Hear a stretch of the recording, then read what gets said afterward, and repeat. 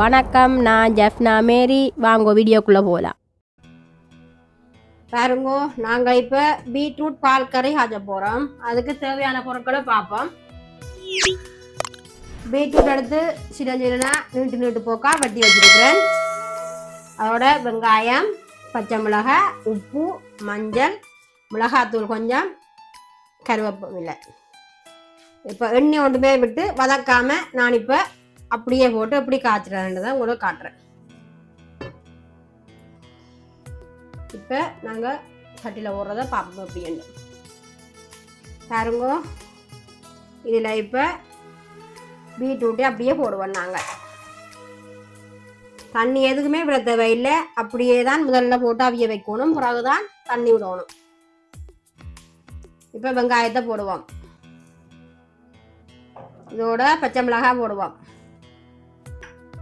இதோட கருவேப்பிலையும் போடுவோம். உப்புத்தூள், மிளகாத்தூள் போடுறதுண்டா பீட்ரூட் இனிக்கும் என்றதுக்காண்டித்தான் மிளகாத்தூள் போடுறது, அல்லது ஒரு மாதிரி இருக்கும் அதுக்காண்டி. பாருங்கோ போட்டாச்சு. இப்போ மஞ்சள் தூள் போடுவோம்.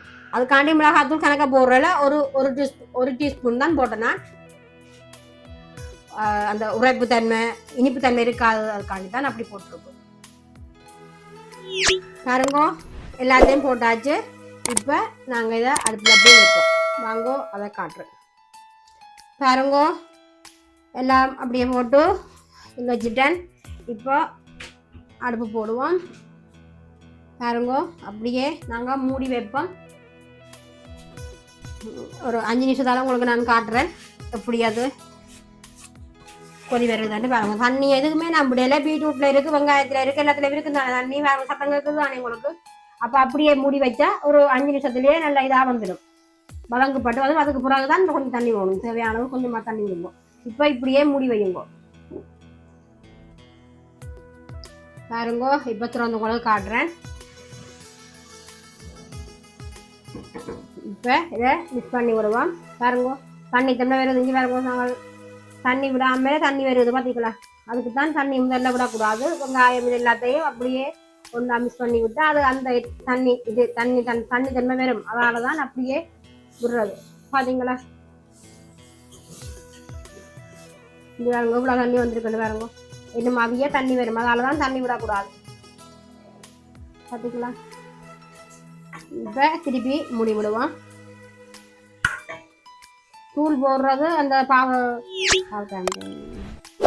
பீட்ரூட்டுண்ட தண்ணி தன்மை இருக்கக்கூடாதுன்றது, வேற இனிப்பு தன்மை வருமென்றதுக்கான தான் சொல்லிட்டு தூள் போடுறது. பாருங்கோ இப்போ இதை மூடி வைப்போம். இன்னும் கொஞ்சம் அவிஞ்சிட்டு நல்லா அவிஞ்சாதான் பீட்ரூட் நல்லா இருக்கும். பாருங்கோ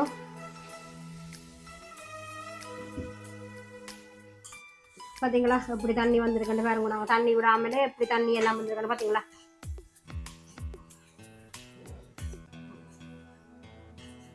பாருங்கோ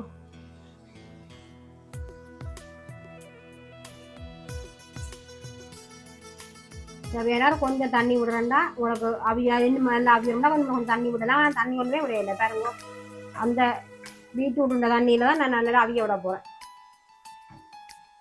பாருங்க இதை திருப்பியும் மூடி வைக்க போகிறேன்.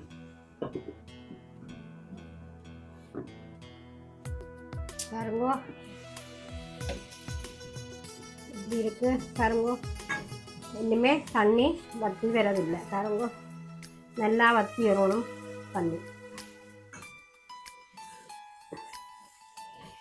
பார்த்தீங்களா. இன்னும் அவிய விடுவோம். பார்த்தீங்களா.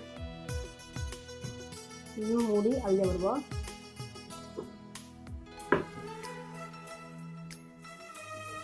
பாருங்கோ எப்படி இருக்கு பாருங்களா. தண்ணி விடாமலே எப்படி தண்ணி வந்துட்டு பாருங்க. பார்த்தீங்களா.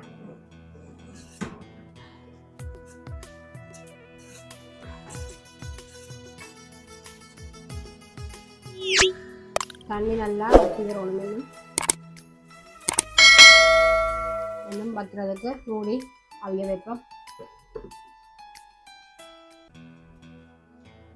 பாருங்க திறந்து பார்ப்போம் இப்போ இப்படி இருக்குண்டு பார்த்தீங்களா நல்லா வத்தி நல்லா பிரண்டு வந்துடுது இதுக்கு தேங்காய் பால் எதுக்குமே நான் போடையில விடையில இப்படியே தான் சாப்பிட போகிறோம் நல்லா இருக்கும் இன்னும் கொஞ்சம் தண்ணி வற்றினோடனே நல்லா பிரட்டி வேற நல்லா இருக்கும் பார்த்தீங்களா